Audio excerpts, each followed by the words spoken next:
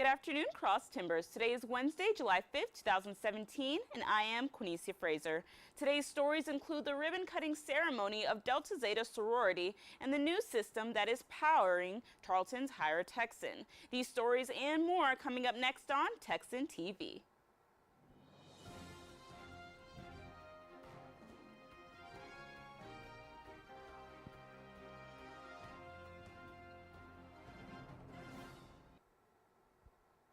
In campus news, Tarleton's Higher Texan system is now powered by Handshake, and according to Career Services, students should soon have access. Previously, Higher Texan was powered by Simplicity. The new Handshake system promises to be much easier for students to navigate. The Handshake system also has more features that should help students connect with future employers. Handshake is used by more than 350 universities and 180,000 employers. Career Services is aiming for July 12th to be the date that students have access, but that date has not yet been confirmed.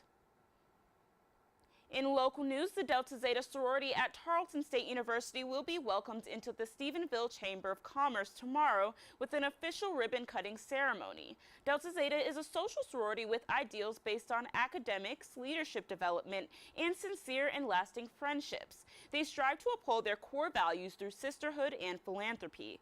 Their current president is Lindsay Tarrant, and for more information about Delta Zeta or to contact them, you can visit their website at deltazetatsu.com. The ribbon cutting will take place from 4:30 to 5 p.m. on July 6th. And now today's Texas national and international news from the Associated Press. In Texas news, hospital officials list a San Antonio officer in fair condition as he recovers from gunshot wounds received in a gun battle with a suspect that fatally wounded the officer's partner. A spokesman at San Antonio Military Medical Center offered the update Monday on Officer Julio Cavazos. Police officials say Cavazos faces a long recovery. Investigators say Cavazos was shot Thursday as he and Miguel Moreno stepped out of their patrol car to question a man about a vehicle break-in. Moreno was shot in the head and died Friday. San Antonio police say the gunman died of a self-inflicted gunshot wound to the head during the shootout. Cavazos was shot in the chin with the bullet lodging in his chest. In national news, a police officer in New York was shot to death early Wednesday. Authorities say she was ambushed inside her command post RV by an ex-convict who once ranted online about his treatment in prison and about police getting away with killing people. He was later killed after pulling a gun on police. The officer, a 12-year member of the New York Police Department, was wrapping up her shift when the man fired one round through the passenger side window and struck her in the head. As police confronted Alexander Bonds, he pulled a revolver and police fired, killing him. A silver revolver was found at the scene. A bystander was hit in the stomach by a bullet and is in stable condition, police said. Bonds was sentenced to 6 years in prison on an armed robbery case in Syracuse and had been released on parole in 2013. His supervision was set to end next May. In a video posted on his Facebook in September, he ranted about the treatment of civilians by officers and talked about how hard life was behind bars. New York Mayor Bill de Blasio, speaking at the hospital before the officer died, asked that the city keep her in their thoughts. In international news, after testing its first intercontinental ballistic missile on Monday, North Korean leader Kim Jong-un said yesterday his nation will demonstrate its mettle to the U.S. and never put its weapons programs up for negotiations.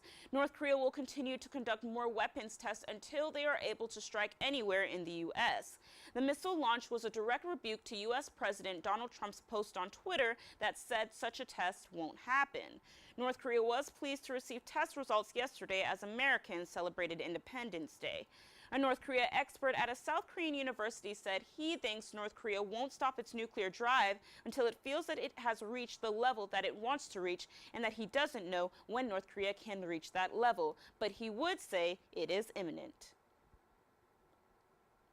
This has been a production of Texan TV News, a product of the Texan News Service from the Tarleton State University campus in Stephenville, Texas. Watch us live on Apogee Channel 2.1 in the dorms at 12:30 weekdays. If you live off campus, tune in to Northland Cable Channel 9. You can follow the Texan News Service on Facebook and Twitter and check out our website at www.texannews.net for all of your latest local, state, national, and international news. Today's broadcast was produced by Aaron Thompson, Alejandra Araguin, Latricia Powell, and Ashley Inge. Have a wonderful day, Texans.